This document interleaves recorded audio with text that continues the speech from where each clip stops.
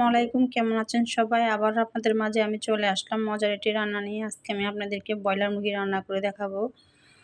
তো যারা আমার ভিডিও দেখবেন অবশ্যই একটি লাইক দিবেন পুরো ভিডিও দেখার জন্য রইলো। আশা করি আপনাদের ভিডিওটা অনেক ভালো লাগবে। অনেকে আছে যে আমরা ব্রয়লার মুরগি খাই না, এইভাবে রান্না করলে যে নাকি খাই না সে অনেক পছন্দ করবে। তো দেখতেই পাচ্ছেন এখানে আমি কিছু ব্রয়লার মুরগির মাংস নিয়েছি। এখানে আমি সুন্দরভাবে কেটে ধুয়ে পরিষ্কার করে নিয়েছি। আর আজকে আমি রান্নাটা করবো নতুন আলু দিয়ে। তো নতুন আলুটাও কেটে ধুয়ে পরিষ্কার করে নিয়েছি। তো যেহেতু ব্রয়লার মুরগি একটু ভাজা দিলে কিন্তু বেশি ভালো লাগে। তো তার জন্য আমি এখানে হলুদের গুঁড়ো দিয়েছি, মরিচের গুঁড়ো দিয়েছি আর দিয়েছি লবণ। তো দিয়ে খুব ভালোভাবে হাত দিয়ে আর কি মশলাটা খুব ভালোভাবে মেখে নিব মাংসের গায়ে আর কি।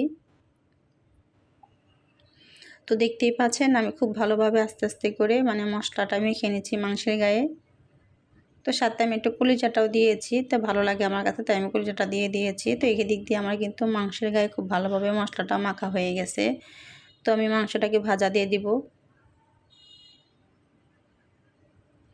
তো চুলায় একটি প্যান বসিয়ে দিয়ে আমি এখানে তেল দিয়ে দিলাম পরিমাণ মতো। তো তেলটা গরম হয়ে গেছে, তো আমি মাংসটা দিয়ে দিলাম।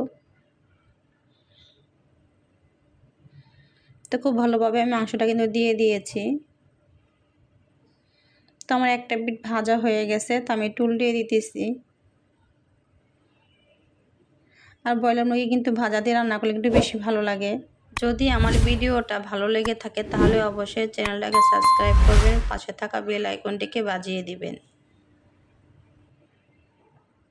তো খুব ভালোভাবে আমি আস্তে আস্তে করে মাংসটাকে আমি উল্টিয়ে দিতেছি।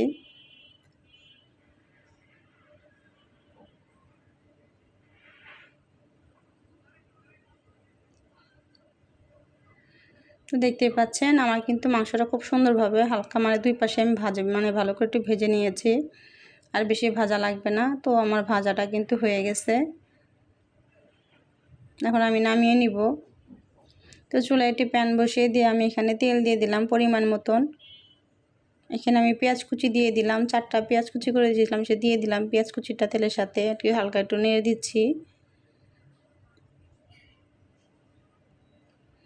পেঁয়াজটা হালকা নরম হয়ে আসছে, এখানে আমি কিছু গরম মশলা দিয়ে দিলাম। এখানে 2টা তেজপাতা দিয়েছি, 3 টুকরো আমি এখানে দারুচিনি রেখে দিয়েছি, লবঙ্গ দিয়েছি 3-4টা, এলাচ দিয়েছি 4টা। তো পেঁয়াজের সাথে একটু ভালোভাবে মানে গরম মশলাগুলো একটু ভালোভাবে একটু মানে ভাজা দিয়ে নিলাম, তাতে খুব ভালো লাগে। তো এখানে আমি 1.5 টেবিল চামচের মতন রসুন বাটা দিয়েছি, 1 টেবিল চামচের মতন আদা বাটা দিয়েছি, 1 টেবিল চামচের মতন আমি জিরা বাটা দিয়েছি। তো পেঁয়াজের সাথে খুব ভালোভাবে আমি মশলাটাকে একটু ভাজা করে নিচ্ছি। তো আমি অল্প একটু পানি দিয়ে খুব ভালোভাবে আর কি নেড়ে দিচ্ছি। এখন আমি এখানে গুঁড়া মশলা দিয়ে দিব। 1 টেবিল চামচের মতো হলুদের গুঁড়ো দিয়ে দিলাম। এখানে আমি 2 টেবিল চামচের মতন লাল মরিচের গুঁড়ো দিয়েছি, 1 টেবিল চামচের মতন ধনিয়ার গুঁড়ো দিয়ে দিলাম। আর দিয়ে দিলাম আমি এখানে স্বাদ মতন লবণ। তো লবণটা দিয়ে খুব ভালোভাবে আমি মশলাটাকে খুব একটু কষিয়ে নিতেছি। মশলা যত কষাবেন মানে রান্নার টেস্ট তত মজা হবে, খেতেও খুব মজা হয় আর কি।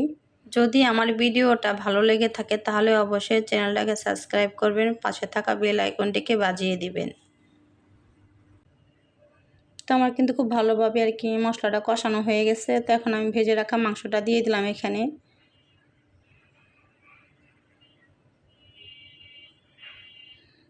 মাংসটা দিয়ে খুব ভালোভাবে আবার মশলার সাথে আর কি মিশিয়ে নিব।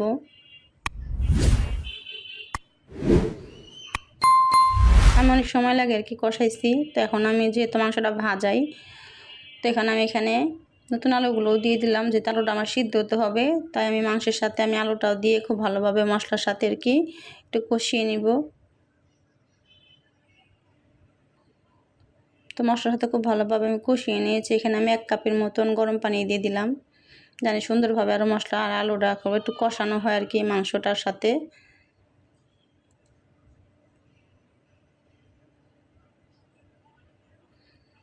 তো এখন আমি ঢাকনা দিয়ে ঢেকে দিব। তো ফিরে এলাম কিছুক্ষণ পরে। তো আমি কলিজাটা দিতে ভুলে গিয়েছিলাম, এখন কলিজাটা আমি দিয়ে দিলাম। কলিজাটা আগে দিলে দেখা যাচ্ছে যে গলে যাবে, তাই এখন আমি দিয়ে দিয়েছি উপরে আর কি। তো কলিজাটা দিয়ে আবার খুব ভালোভাবে একটু নাড়া দিয়ে দিচ্ছি আমি। তো আমি আবার ঢাকনা দিয়ে ঢেকে দিব।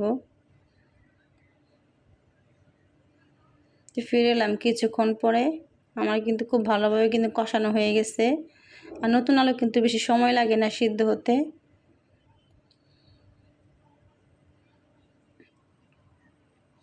তো খুব ভালোভাবে আমি আলু আর মাংসটাকে একটু কষিয়ে নিলাম।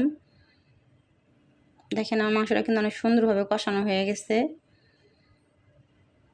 তো এখন আমি এখানে গরম পানি দিয়েছি, আর এখানে অবশ্যই কিন্তু গরম পানি ব্যবহার করতে হবে, যেহেতু মাংসটা ভাজা আলুটাও সিদ্ধ হয়ে গেছে। এখানে কিন্তু কাঁচা পানি দিলে কিন্তু মানে খাবারের টেস্টটা কিন্তু নষ্ট হয়ে যায়। তো অবশ্যই চেষ্টা করবেন এখানে গরম পানি দেওয়ার জন্য।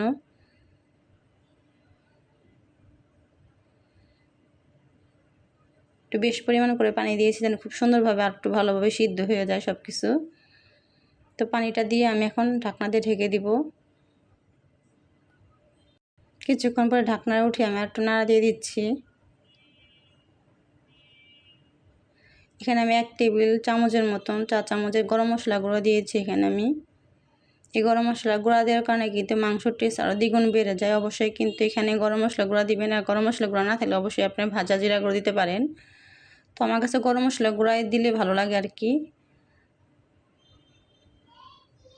তো আমি আর কিছুক্ষণ রান্না করে নেব। আর